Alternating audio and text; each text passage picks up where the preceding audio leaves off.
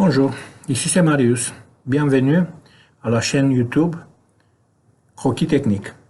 Dans cette vidéo, j'aimerais vous présenter comment réaliser une coupe longitudinale dans une pièce qui présente une nervure. Il s'agit de cette nervure d'ici. Et aussi comment réaliser une coupe transversale, donc la coupe longitudinale AA, et une coupe transversale BB. La coupe longitudinale, en effet, doit remplacer cette vue et la coupe transversale doit remplacer cette vue. Une telle pièce, elle est utilisée notamment pour, comme exemple didactique d'une section rabattue. Mais je n'ai pas trouvé une pièce qui convient à mes intentions didactiques concernant la représentation d'une pièce qui présente une nervure longitudinale. Alors, j'ai choisi cette pièce d'ici et mon but, comme vous voyez, il est différent. Si on regarde attentivement notre pièce, on constate qu'elle est composée de deux cylindres extérieurs qui sont reliés, qui sont renforcés grâce aux trois éléments. On pourrait dire qu'ici, il y a un élément incliné, ici, il y a un élément horizontal, et entre les deux, au milieu, on a cette nervure d'ici qui est un élément d'une telle épaisseur verticale. Et bien sûr, les deux éléments inclinés et horizontaux aussi ont une épaisseur. Moi, je ne vais pas représenter, je n'ai pas représenté ici fidèlement. J'ai rendu quelques éléments un petit peu plus gros pour les voir mieux. Et je pourrais vous dire qu'en effet, le dessin en vue de ces pièces, cette vue, la vue de face et la vue de droite, pourrait être considéré un petit peu plus difficile que le dessin en coupe. Mais c'est un défi qu'on peut avoir dans nos dessins. En effet, ici, le vrai défi que j'aimerais soulever, c'est de transformer cette vue d'ici dans vue en coupe complète longitudinale. Et aussi ici, où on peut constater qu'on a beaucoup de lignes cachées. Voilà quelques éléments importants qu'on peut voir ici. Remarquez s'il vous plaît que j'ai ajouté ici la flèche numéro 1, qui pourrait être aussi considéré cet élément d'ici. Remarquez que cet élément d'ici n'arrive pas jusqu'à la ligne d'axe du cylindre. Elle arrive jusque quelque part ici. Eh bien, en concordance, j'ai pu trouver ces deux lignes. C'est une coïncidence. Je ne suis pas très heureux de cette coïncidence. Cette ligne se superpose au contour de cylindre antérieur. Mais ce n'était pas ça mon intention initiale. La même chose ici, remarquez ce point d'ici, il correspond à cette petite ligne d'ici. Pourquoi? Parce que ici j'ai considéré une partie plane, une petite portion plane. Bien. Après ça, comme j'ai dit, ici il y a cette nervure située au milieu. Eh bien cette nervure, elle a cette épaisseur. Et c'est tout à fait normal que si le cylindre a le cadran est situé à ce point, eh bien l'intersection de cette ligne qui vient de la nervure avec le cylindre, ce point d'intersection sera situé un petit peu à gauche. Alors c'est pour ça que j'ai la ligne de concordance 2 et j'aurai cette ligne d'ici qui n'est pas située sur la même ligne verticale que la ligne d'ici et d'ici qui sont des lignes de contour mais sont situées un petit peu à gauche. Et comme la ligne d'ici elle est située un petit peu à gauche pour les explications que j'ai données, eh bien la même chose, on a sur les deux points d'ici, et le point d'ici, en effet, il devrait être situé un petit peu à droite par rapport à la génératrice de contour, et la ligne d'ici, elle est située à droite. Observez aussi qu'ici, il y a quelques lignes qui sont dessinées en ligne fine, pas en ligne continue épaisse. Pourquoi? Parce qu'en réalité, ici, on n'a pas des arêtes réelles, on a des arêtes fictives. Pourquoi? Parce qu'on utilise des congés et des arrondis à l'intersection des surfaces planes. Et comme ça, on n'a pas des arêtes nettes qu'on pourrait dessiner en ligne continue grasse. Donc, c'est une manière de dessiner en ligne continue fine les courbes d'intersection. En effet, ici, j'aurai une petite courbe d'intersection entre un plan incliné et le cylindre. Ici la même chose, ici la même chose, ici la même chose. Observez aussi que cette face d'ici, la face plane d'ici, elle intersecte les deux cylindres.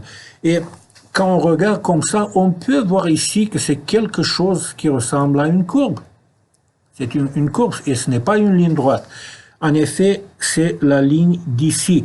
Mais moi, ce que j'aime faire toujours, même si je complique un petit peu mon existence, mais c'est ça qui me donne la vraie allure de la courbe.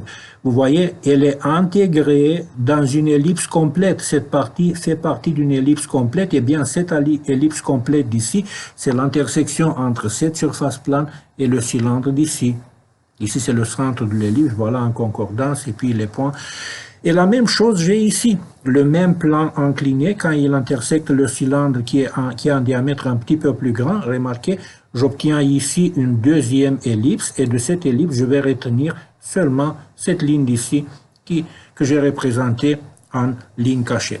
Voilà les considérations d'introduction et maintenant je vais passer à la réalisation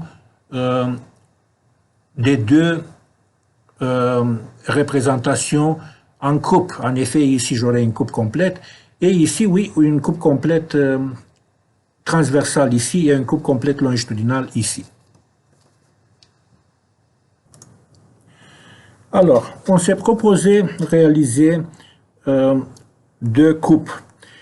Une coupe longitudinale AA, et ici, je vais dessiner cette coupe, et une coupe transversale BB, ici. Imaginez-vous qu'en effet, je remplace les deux vues orthogonales d'ici avec les vues que je suis en train de dessiner. En effet, j'ai déjà bien commencé ces croquis. Et j'ai affirmé que ces dessins pourront être considérés beaucoup plus simples que le dessin d'ici, que j'ai fait en vue. Pourquoi? Parce que remarquez, quand il s'agit de cylindres extérieurs, quand je le représente en coupe, je ne suis pas intéressé de tous ces petits détails, de ce déplacement de la ligne d'ici, de la courbe d'intersection. En effet, ce qui m'intéresse, c'est de joindre, de créer ici un périmètre fermé d'hachure et qui n'est pas intersecté par d'autres lignes. Et dans ce périmètre, je pourrais déjà hachurer. Supposons que la pièce elle est réalisée dans un matériau, n'importe lequel, matériau général, donc je vais le hachurer comme ça. Et je continue mes hachures avec ligne continue fine inclinée à 45 degrés par rapport à l'horizontale. Et ce sont des lignes équidistantes.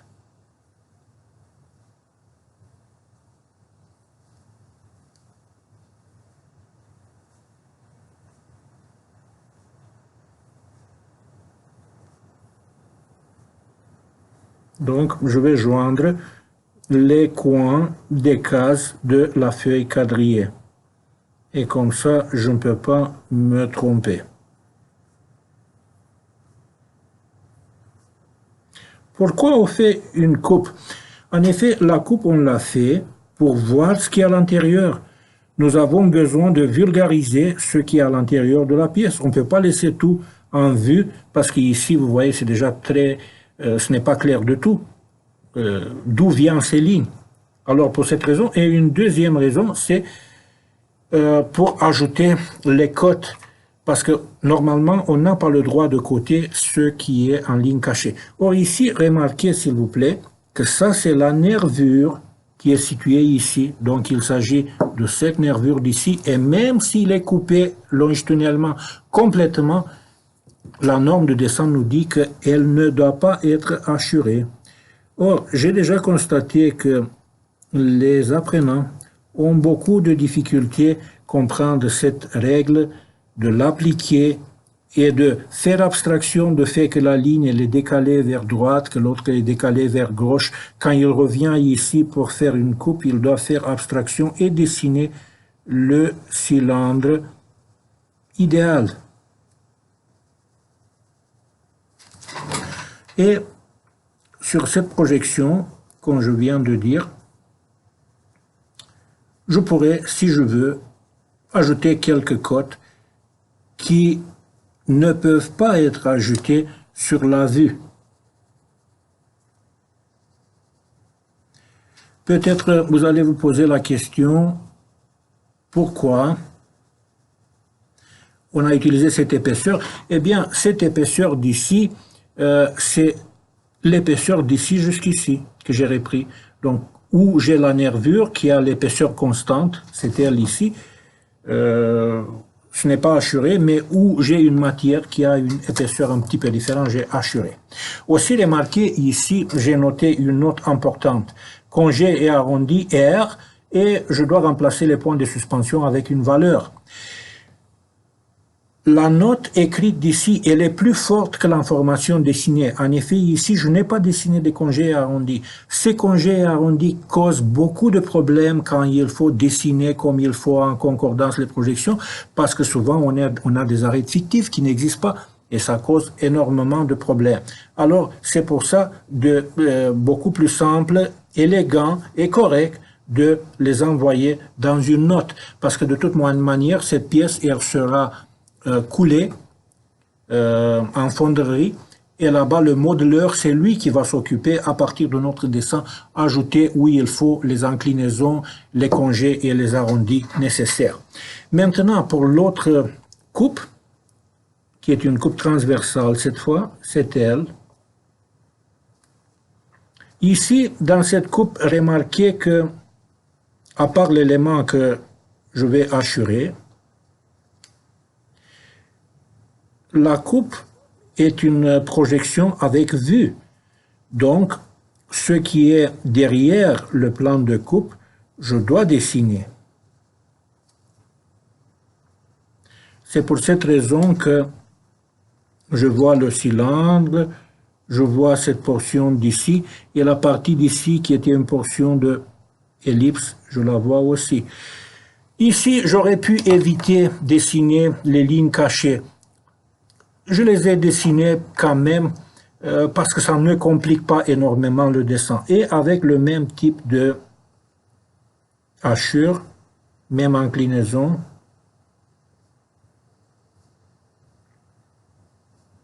je dessine la pièce coupée.